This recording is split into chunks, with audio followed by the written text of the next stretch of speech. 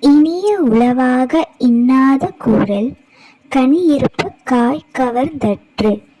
இந்த திருக்குறளுக்கு எடுத்துக்காட்டா ஒரு குட்டி கதையை பார்க்கலாம்.